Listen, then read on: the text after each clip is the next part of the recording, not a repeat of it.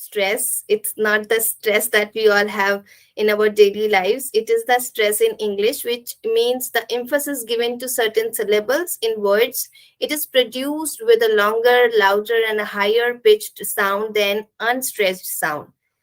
So you might be wondering what is the syllables now. Syllable is a word or part of word pronounced as a unit. I am giving you example.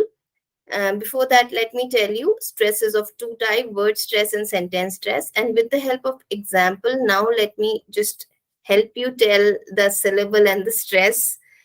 For example, there is a word manage. So you can see that in this word manage, we are able to pronounce man, edge in two portions. So this particular word has two syllables. And now there is one syllable that is stressed, other is less stressed.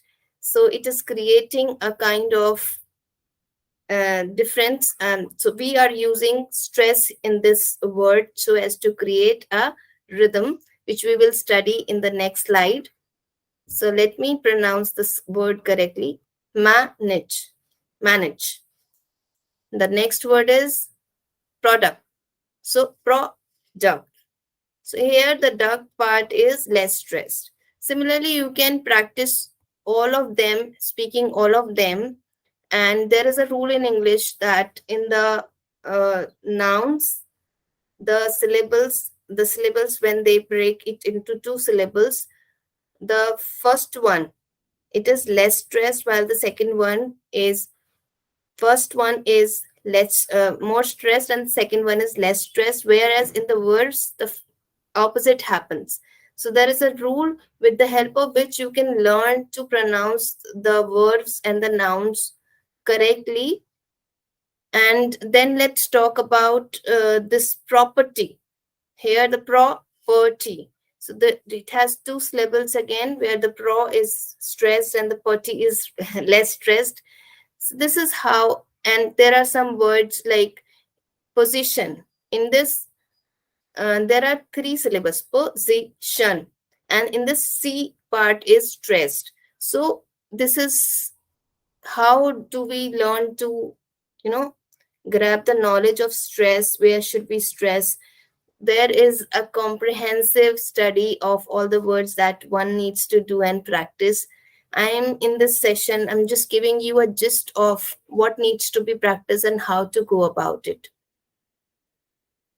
As I told you, that this high and low stress and unstressed part of the words are creating a kind of music, a tonality, which is called rhythm. In English, there are two types of sentences: content words and structure words. There are two types of words. There are content words and structure words. The content words are the main words that add meaning to sentence. They're mainly nouns, main words, or adjectives. And structure words are grammatical words or filler words like pronouns, articles, and prepositions. So the rhythm is created by the stressing of these content words, and we don't stress the structure words. So content words are stressed, and while structure words are not stressed. So while speaking, it creates a kind of music which is known as rhythm. So this is about rhythm. And with the help of example, I will make it much more clear to you. For example, in the first sentence, I have put the content word, the meaning words in caps, while the rest of the words are in small letters. They are structure words, the grammatical words, which are helping build up the sentence. And the capital letter words are actually adding meaning to the sentence. So we will use stress, we will stress up the content words while we will not stress the structure words. So let's read the sentence. She moved to London this week. She moved to London this week. So we will create a kind of rhythm in the sentence. The next one is Raj is glad to get the job. Got it? Raj is glad to have that job. So here the meaning words are stressed. The next one, I'm going to grab one of those sandwiches. I'm going to grab one of those sandwiches. So this is how we create rhythm in the sentence. And with these are the elements that make your speaking so interesting. Now let's talk about intonation. It is simply the change of pitch to convey different meanings and moods. There are two types of intonation styles, rising intonation and falling intonation. So basically, we use them both to convey different meanings and moods. So let's, learn what are the different uses of these styles of intonation. So if we talk about the information questions, the questions starting with whom, what, where, how, we will use the following intonation. So for example, if I say, who is talking to you? So whom is talking to you?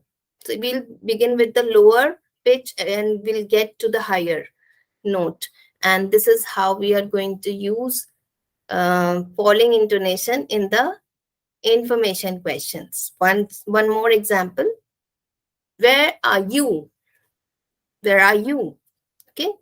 And the next is the yes no question. This question starting with the helping verb, do, have, or any helping verb, and where the answer should be yes or no. We will use the rising intonation here.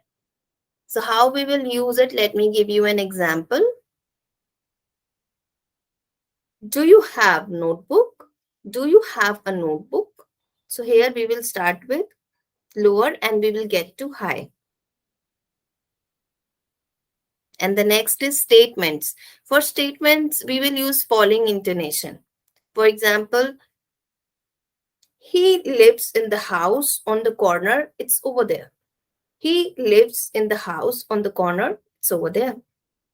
Imperatives, you must be knowing that all the commands, sentences, instructions, requests, they all are imperatives. Here also we use falling intonation.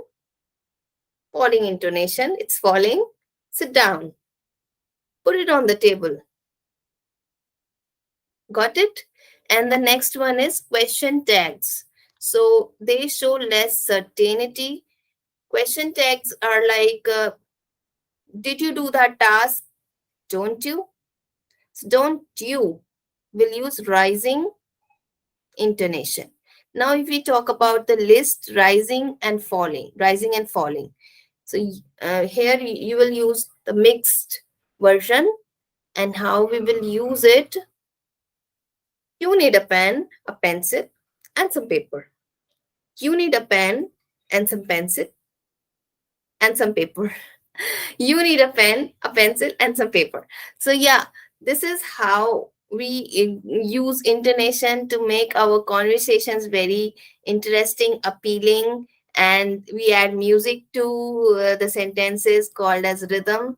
And I hope that you have understood the stress, pronunciation, rhythm, intonation, everything in the session.